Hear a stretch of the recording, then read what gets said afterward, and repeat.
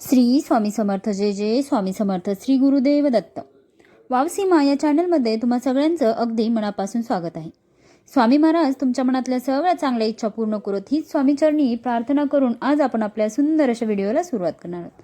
तर आपला आजचा विषय आहे हरतालिका उपवासाचे 15 नियम. बहुतांश महिला ही चूक करतात. हरतालिका व्रत हे दरवर्षी भाद्रपद महिन्याच्या शुक्ल पक्षांच्या तृतीयेला ठेवले जाते. विवाहित महिला आणि अविवाहित मुलीही हे व्रत करतात. धार्मिक मान्यतेनुसार विवाहित स्त्रिया आपल्या पतींच्या दीर्घायुष्यासाठी आणि सौभाग्यासाठी हे व्रत करतात. तर अविवाहित महिलांना या व्रतांच्या पुण्यपूर्ण फळातून एक चांगला जीवनसाथी मिळतो. तसेच या व्रतांचे पालन केल्याने चांगले संतान होण्याचे सुख प्राप्त होते आणि घरातील सुख समृद्धी वाढते. पौराणिक कथानुसार हरतालिका हरत आणि अलिका अशा 2 शब्दांनी मिळून बनलेला शब्द आहे. हरत म्हणजे उपहरण आणि अतालिकांचा अर्थ मैत्रिणी असा होत असे. मानले जाते की माता पार्वतीचे अपहरण करून त्यांना एका गुहेत लपवण्यात आले आणि तिथेच माता पार्वतीने भगवान शिव प्रभूंना प्राप्त करण्यासाठी हे व्रत करून तपश्चर्या केली. हरतालिका उपवासाचे महत्त्वपूर्ण नियम. ते नियम आपण आता पाहणार आहोत. ते नियम असे आहेत. पहिला नियम आहे, एकदा हरतालिका व्रत पाळायला सुरुवात केली की ते आयुष्यभर पाळावे लागतात. तुम्ही आजारी पडल्यास तुमचा नवरा किंवा दुसरी स्त्री तुमच्या जागी हे व्रत करू शकते. 2. हरतालिका व्रत निर्जल करतात. कठोर नियम पालन करणारे या दिवशी पाणीही ग्रहण करत नाही. एकदा हे व्रत धरल्यावर व्रत सोडता येत नाही. दरवर्षी विधीपूर्वक व्रत करण्याचा नियम आहे. आणि 3. हरतालिकेच्या उपवासाचा त्रास होऊ नये म्हणून तुम्ही व्रताच्या दिवशी तुम्ही पपई, सफरचंद, डाळिंब, पेरू किंवा केळी इत्यादींचे सेवन करू शकता. नारळ पाणी, लिंबू पाणी, हंगामी रस, डाळिंबाचा रस आणि उपवासाचे प्यायला जाणारे इतर द्रव्यांचे सेवन करू शकता. बदाम, अक्रोड, पिस्ता, काजू आणि मनुका यासारखे काही ड्रायफ्रूट सेवन देखील करू शकता, ज्यामुळे उपवासाचा तुमच्या तब्येतीला त्रास होणार नाही आणि आरोग्य चांगले राहील. आता पाहूया 4था नियम. हरतालिकेच्या व्रतांची सुरुवात शंकर पार्वतीच्या वाळूची मूर्ती तयार करून स्थापना करावी. शिवपार्वतीचे पूजेसाठी लागणारे सर्व साहित्य वापरून यथाविधी मनोभावे पूजा करावी. तसेच हरतालिकेची कथा ऐकावी किंवा वाचावी. आता हा 5वा नियम. हरतालिका तृतीयेच्या पूजेमध्ये देवी पार्वतीला काकडी, मक्याचे कणीस अर्पण करणे अनिवार्य आहे. हरतालिका पूजन परंपरेनुसार सकाळी तसेच प्रदोष काळात केली जाते.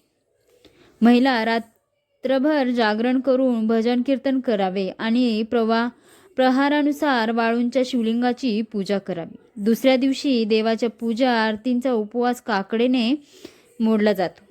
उपवास करताना हरतालिका व्रत कथा ऐकणे महत्त्वाचे आहे, अन्यथा उपवास अपूर्ण समजला जातो. हा 8वा नियम झाला. आता पाहूया 9वा नियम. हा 16 शृंगाराचा असा उत्सव असतो. या दिवशी महिलांनी 16 शृंगार करूनच शिव पार्वतीची पूजा करावी. यामुळे भगवान शिव आणि माता पार्वती प्रसन्न होतात आणि आपल्या सर्व मनोकामना पूर्ण करतात. पूजेसाठी भगवान शिव, माता पार्वती आणि भगवान गणेश यांच्या वाळूची मूर्ती बनवून त्यांची पूजा केली जाते. या व्रतामध्ये प्रथम गणेशाची पूजा सुरू करावी. मानले जाते की असे केल्याने तुमची पूजा कोणत्याही अडथळ्याशिवाय पूर्ण होते आणि व्रत देखील पूर्ण होते. दुसऱ्या दिवशी सकाळी त्यांचे विधिवत विसर्जन न केल्यानंतर पारण केले जाते. 11वा नियम. पूजेच्या वेळी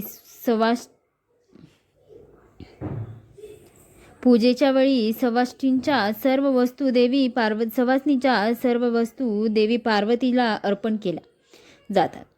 याशिवाय हरतालिका उपवासाच्या दिवशी काळे कपडे घालणे टाळावे. शिवाय उपवासाच्या दिवशी झोपू नये. 12वा. हरतालिकेचा उपवास त्याच दिवशी सोडला जात नाही. मान्यतानुसार हा उपवास 24 तासासाठी ठेवला जातो. धार्मिक मान्यतेनुसार एकदा हरतालिका व्रतांचा संकल्प घेतला तर मध्येच सोडता येत नाही.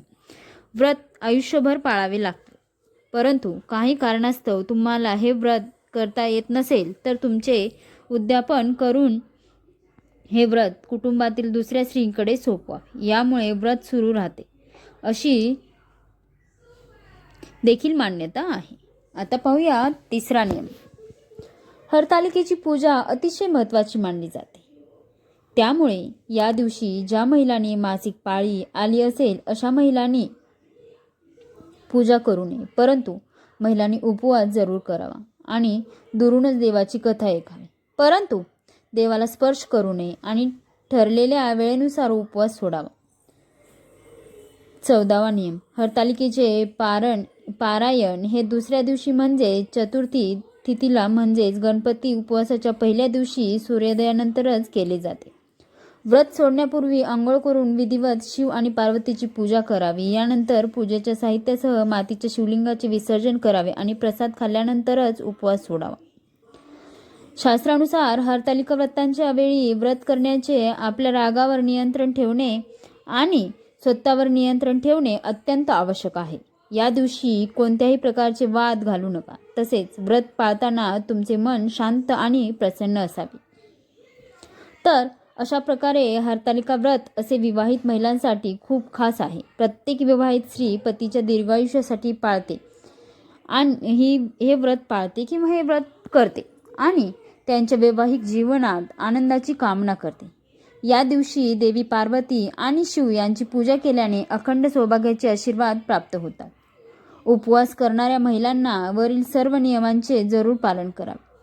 माहिती आवडली असेल तर वाव सीमा या चॅनलला सबस्क्राईब करा.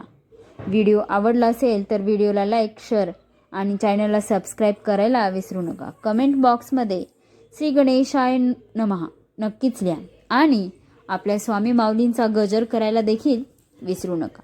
श्री स्वामी समर्थ. जय जय स्वामी समर्थ. श्री गुरुदेव दत्त.